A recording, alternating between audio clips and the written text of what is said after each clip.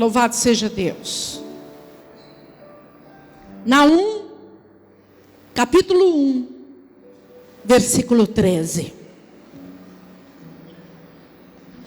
Nós estamos numa campanha arrancando jugo, tirando jugo. O que é jugo?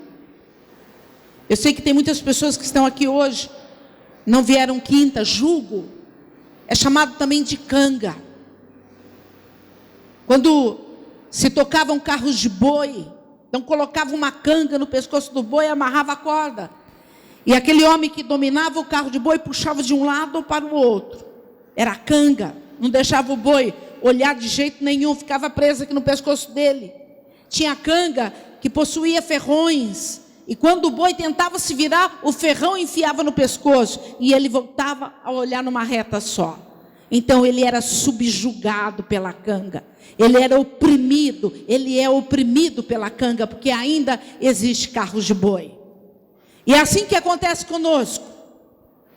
Quando nós estamos embaixo de um jugo, nós estamos oprimidos. Então vamos ouvir a palavra de Deus. Naum 1, versos 13. Diz assim a palavra de Deus: mas de sobre ti, Judá, quebrarei o jugo deles e romperei os teus laços. Diga glória a Deus. Levanta a tua mão direita para o alto e para o Senhor e diga: Pai, está escrito na tua palavra que o Senhor vai quebrar o jugo, vai romper os laços com o inimigo. Pode dar glória a Deus e pode levantar as tuas mãos. Ei,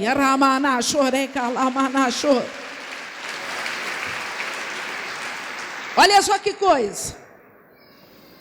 Quando Naum, o profeta, um profeta que escreveu apenas 3 capítulos da Bíblia Sagrada, quando Naum profetiza esta palavra e diz: porque agora quebrarei o seu jugo de sobre ti e romperei os teus laços, ele estava falando com uma terra, uma cidade chamada Nínive.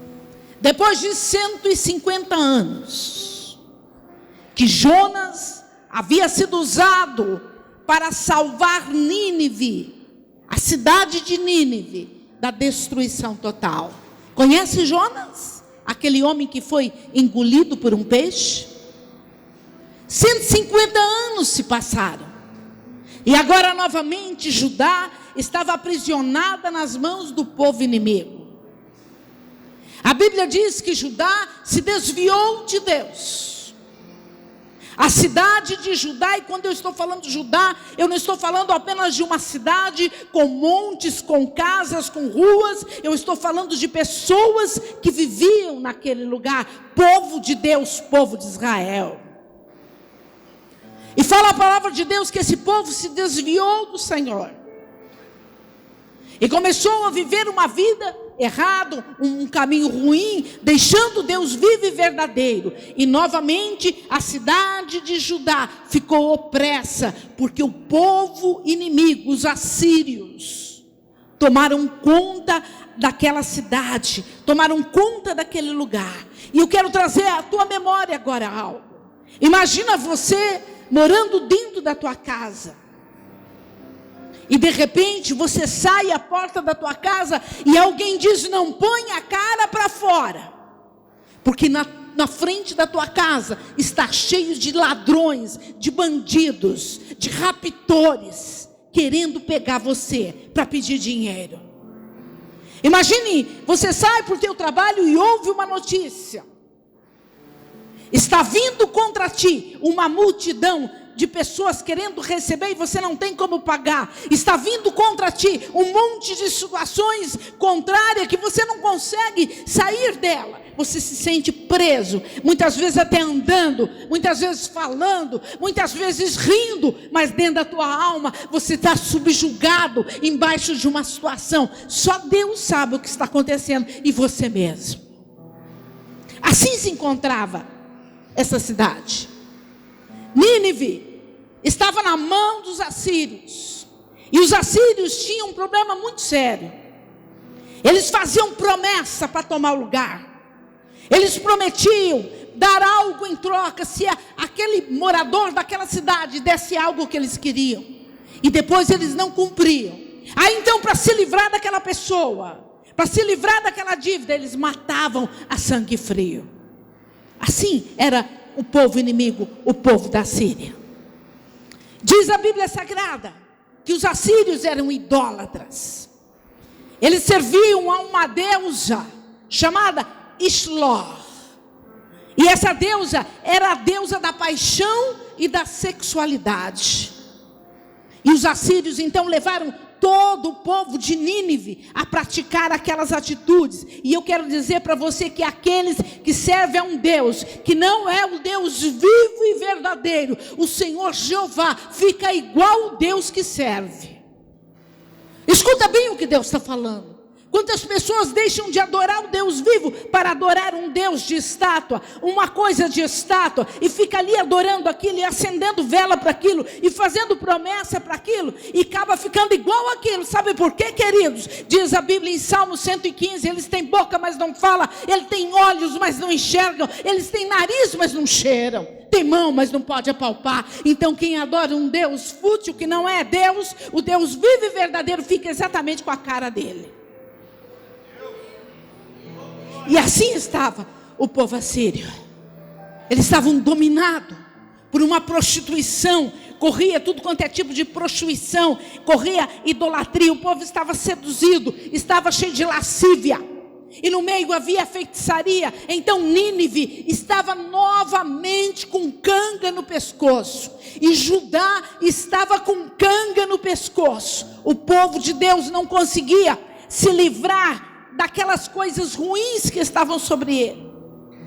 E diz a Bíblia Sagrada que alguns daqueles que estavam em Judá, que era chamado de povo escolhido de Deus, que alguns daqueles que estavam aprisionados com canga, quem sabe estavam enfermos, quem sabe estava com luta dentro da casa, quem sabe estavam com luta dentro do seu trabalho. Eles estavam totalmente dominados com o poder das trevas. Hoje o nosso inimigo não é mais o homem, não é mais a mulher.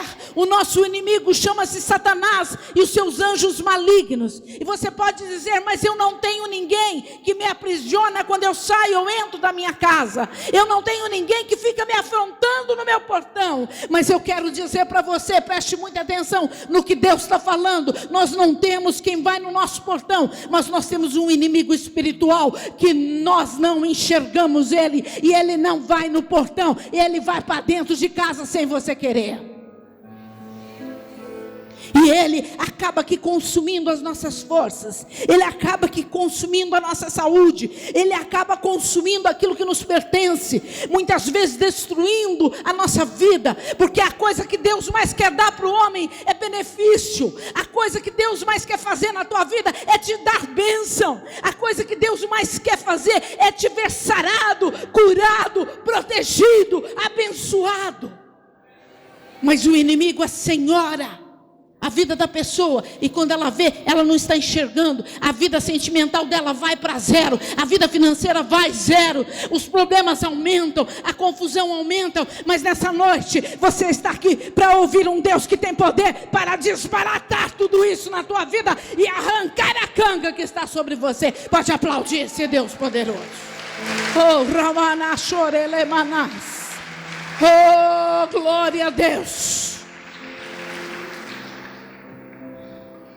Quando, de repente, lá no meio daqueles que estavam possuídos de temor, com jugo pesado, mas havia alguém no meio deles, que entendeu que sem Deus ele não podia fazer nada. Havia alguém no meio daquele povo sofrido, que entendia que Deus podia mudar aquela situação, e começaram a orar ao Senhor, e começaram a clamar ao Senhor. E aí os inimigos estavam muito folgados. Um batalhão enorme de homens rodeando a cidade. Quem sabe o comandante dos assírios, povo inimigo, estava lá e estalava o dedo, e alguém levava um suquinho para ele, alguém corria levar uma toalhinha para ele enxugar o suor dele, estava tudo na mão dele. Mas ele não sabia de uma coisa, que aquele povo de Judá tinha um Deus que era maior do que 10, 20, 30 mil soldados com armas. Eles não sabiam de uma coisa, eles não conheciam esse Deus, porque ele conhecia um Deus que tinha mão, mas não apalpava, tinha olhos, mas não enxergava. Eles não sabiam que o Deus do povo de Judá era um Deus poderoso, que tinha mão que apalpa, que tem olhos que enxerga toda a terra, que tem boca para soprar e mandar o vento forte, ruim embora. Eles não sabiam que existia esse Deus, que esse povo tinha esse Deus. E eu quero falar nessa noite que você tem esse Deus, o Senhor dos exércitos, o Deus todo-poderoso, que entra hoje na tua vida para desbaratar o poder das trevas. Pode glorificar o nome do Senhor. Oh, Ramana Xerelei. Oh, glória a Deus. Aleluia. E diz a palavra de Deus que então Deus faz algo. E aí é que nós não entendemos. Ó, Deus vai fazer coisa na tua vida que você não vai entender. Não tenta entender não. Deixa Deus fazer. Deus vai fazer coisas que você vai falar, mas como daí que veio a coisa?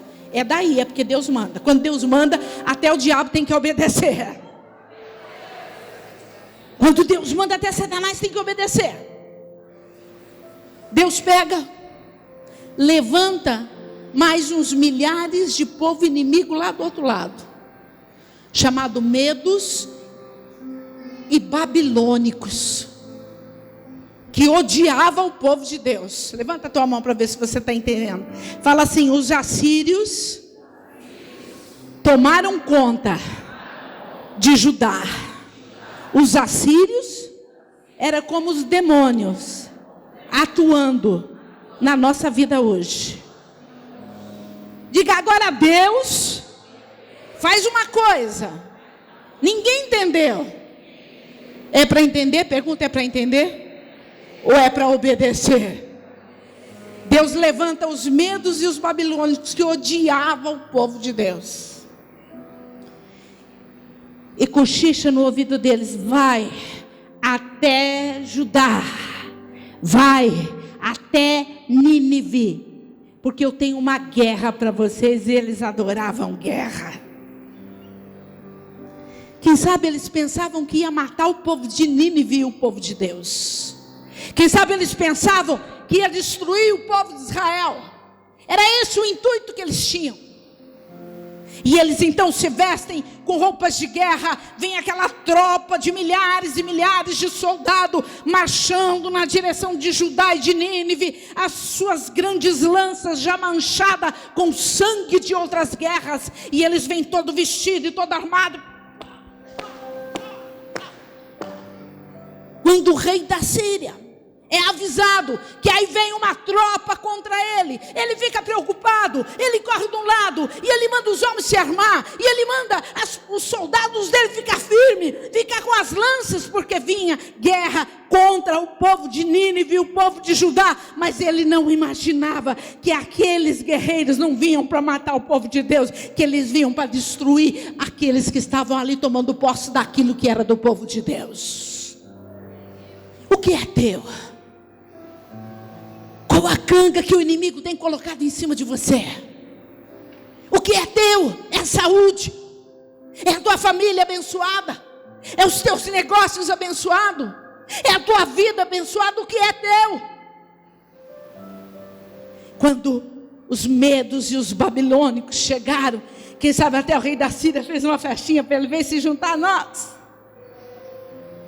Mas eles estavam a comando de alguém que tinha todo o poder, alguém que mudou até a mente dos guerreiros. Ele estava a comando do Deus Todo-Poderoso, e o Deus Todo-Poderoso disse: acaba com os assírios e vão embora deste lugar. Tira do meu povo o jugo, quebra os laços com o inimigo, porque hoje eu vou me assentar no meio do meu povo, para que eles dê glória ao meu santo nome. E a guerra começou, e mais de 1,5 milhão de pessoas foram exterminadas. O nosso Deus, Ele venceu. Pode levantar as suas mãos e aplaudir.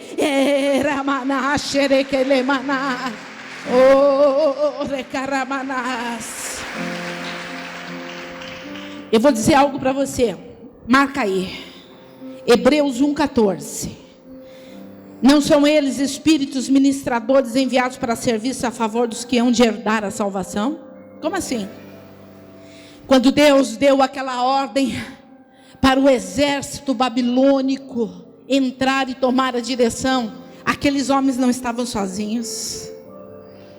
Na frente daquele exército tinha alguém guiando. Eram as milícias celestiais, eram os anjos de Deus comandado que estava à frente, era aqueles que guiavam os soldados para destruir o restante que ali estava. E quando os anjos marchavam, os soldados seguiam eles. Não tem como sair da direção. Quando Deus manda um anjo vir a teu favor, não tem como mudar. A Bíblia diz que os anjos do Senhor se acampam ao redor daqueles que o temem. A Bíblia diz que os anjos do Senhor estão a trabalho de ti. É só clamar ao Senhor e Ele vai enviar um anjo forte para guardar a tua vida, guardar a tua empresa, guardar a tua família, guardar a tua vida e sarar de todo mal.